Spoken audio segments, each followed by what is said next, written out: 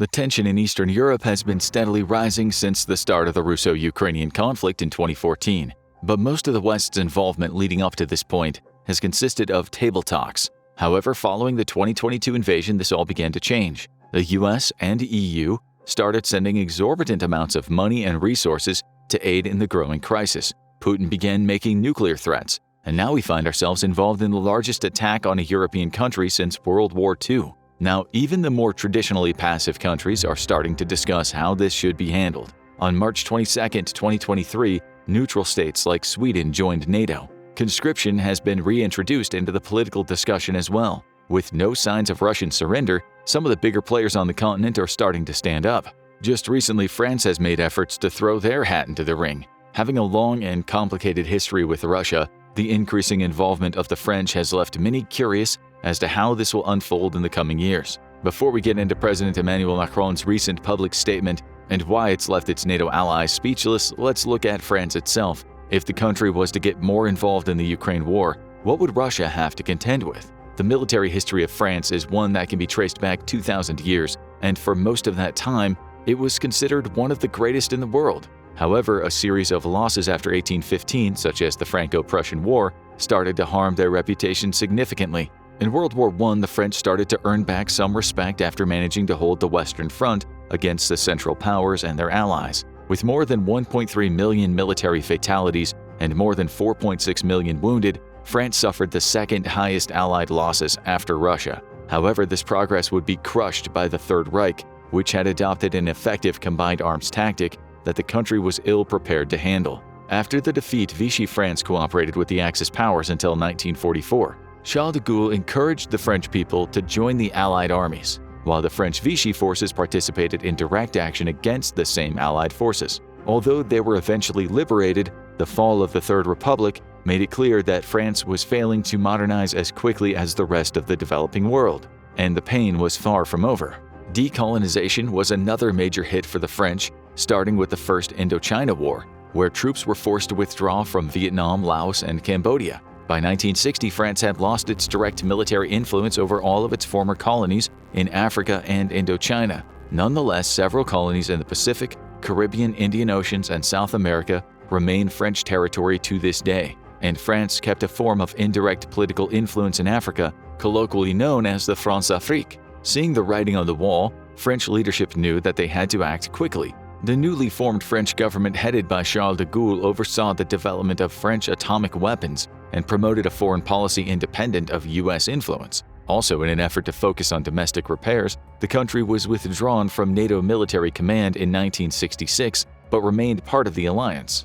In the following years, France sought to harden its military, and the mission has been seen as an overall success. In the later 20th century, they made the moves to fix their recent military reputation and prove themselves on the world stage. We saw this with their activity during the Gulf War, during which France sent 18,000 troops, 60 combat aircraft, 120 helicopters, and 40 tanks to help the coalition.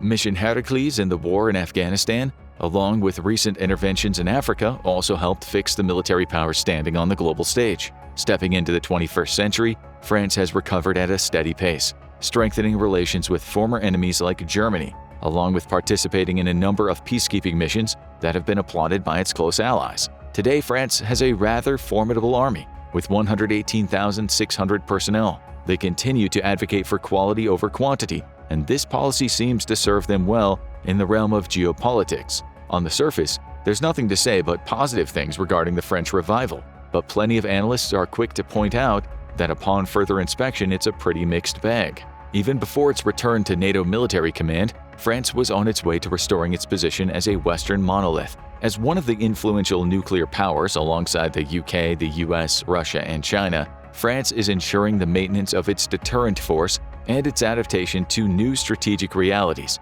taking into account the European dimension of its defense. That said, it's also played a big role in recent years as an advocate for arms control and nuclear disarmament, a fine line to tread considering their personal arsenal.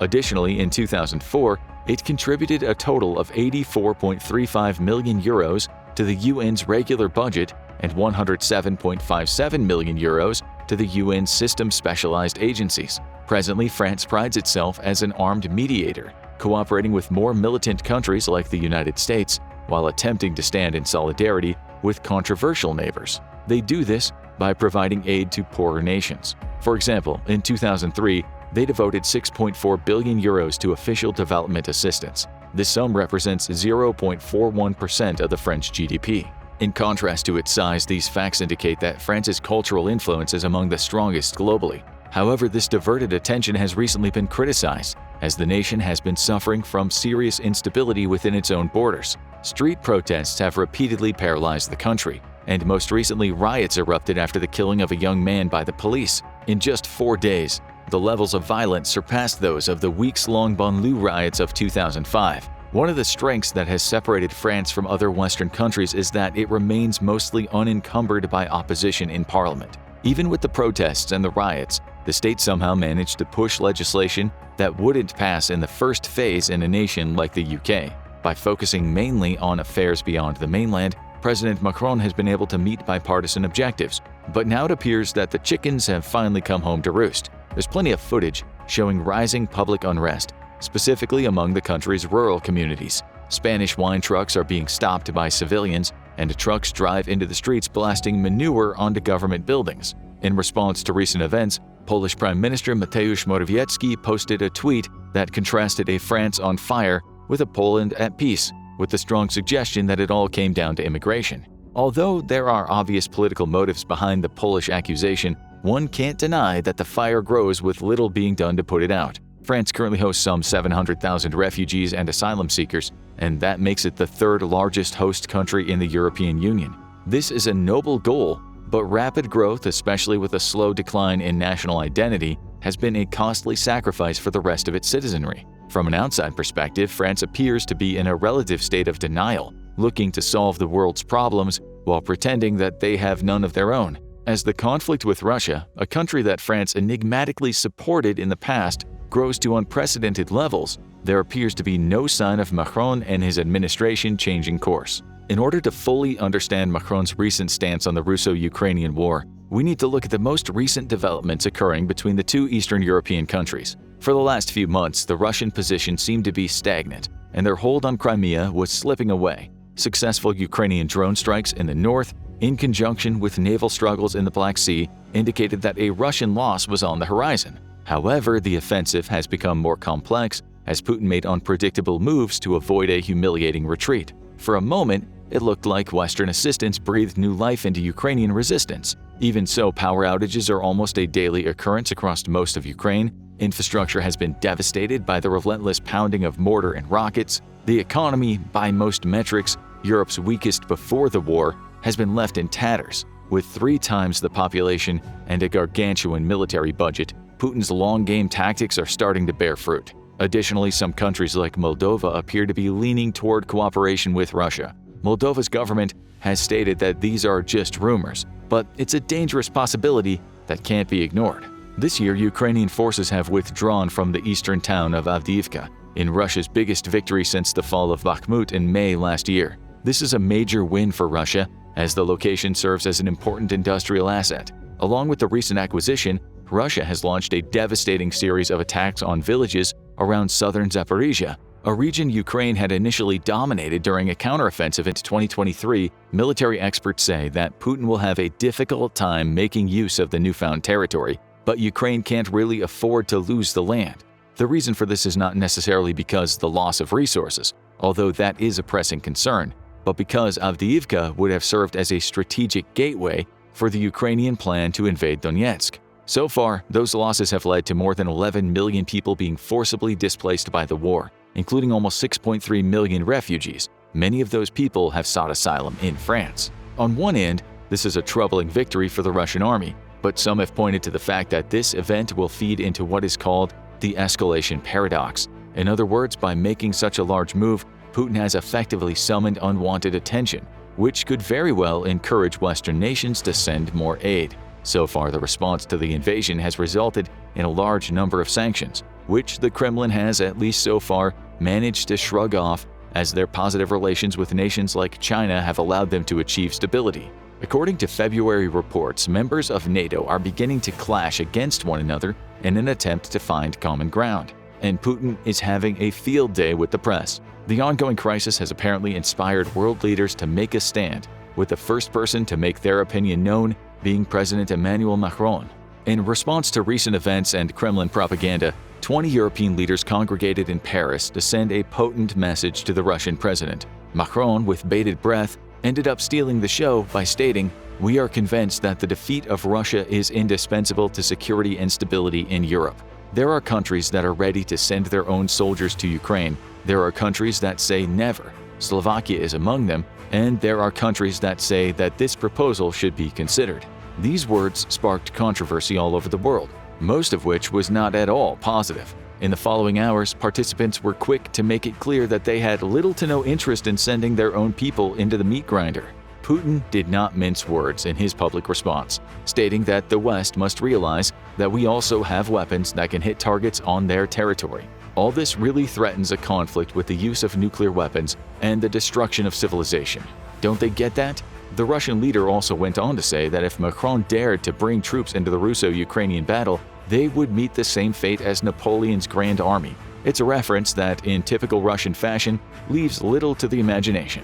Macron's alleged call to arms is the product of a more modern model of the French message, a motto that pledges support for those unable to defend themselves. That said, the address has sparked a series of follow-up announcements from allies and other members of NATO. Starting with the US, the Western superpower has made its position classically vague. President Biden has expressed little interest in sending troops to the conflict, but has said they will continue to provide military aid to Ukraine so the troops have the weapons and ammunition they need to defend themselves. It's reminiscent of Roosevelt's Lend-Lease policy during the advent of the Second World War. How this will manifest remains unclear, but renewed interest in the war effort indicates that Ukraine will most likely receive a much-needed infusion in the coming months. A NATO official who spoke on condition of anonymity emphasized that there are no plans for NATO combat troops on the ground in Ukraine, despite the unprecedented military support from the alliance. The Italian government also weighed in on Macron's statement. The country's foreign minister went on record saying,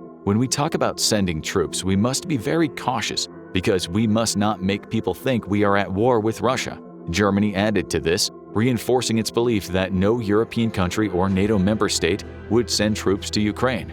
One of the more interesting responses came from the UK, where a spokesperson for Prime Minister Rishi Sunak gave a rather cryptic message. They said that they had no intention of large-scale troop deployment, which suggests that they aren't completely dismissing the French sentiments. It should be noted that there were a number of leaders who openly supported Macron. One of them happened to be the Foreign Minister of Lithuania, who told the media outlets that the French president had their full support. Regardless of the current position most senior NATO members hold, Putin's aggressive nuclear threats have put the country in jeopardy of becoming a public enemy number one. His hopes that the West would become more distracted by conflict in other territories like Israel and Iran have since been stifled by his inability to remain composed. For those not connected to the European continent, it's easy to forget that this conflict is a mounting priority for those closest to the invasion. Macron is simply acting on what many in the region have been witnessing firsthand. Every month, thousands are fleeing the carnage and seeking asylum in these Western states, which are ill-equipped to handle the economic burden of a large-scale disaster. The magnitude of this is essentially doubled when you take into account that many of these countries relied on Eastern oil refineries to power their businesses and homes. It's quite possible that hostilities with Russia will balloon out of control if Putin continues on his quest to build a new Russian empire. The only remaining question, if Macron were to hypothetically follow through on his passive threat, has to do with the French military. More specifically, is it really capable of punching back against a battle-hardened foe like Russia? According to the US, the answer is a bit complicated. Analysts state France's problem isn't breadth of capabilities but depth. Not just limited numbers of weapons and munitions, but also crucial support services, such as electronic warfare, air defense, and airlift capacity. Put simply, it's not that France couldn't launch a proper offensive, rather they would require the full force of NATO if they wished to achieve a quick victory. Taking everything into consideration, Macron's assessment of the situation is quite logical. This is very on-brand considering how France has changed over the last 70 years. It's a country that has all but sworn to hold up the status quo by any means necessary, and they have the firepower to make it happen. Only time will tell if his statement is a prophecy for what's to come, or just another proposition destined to fall on deaf ears. Now check out Could Alliance of China, Russia, North Korea, and Iran destroy NATO? Or watch this video instead.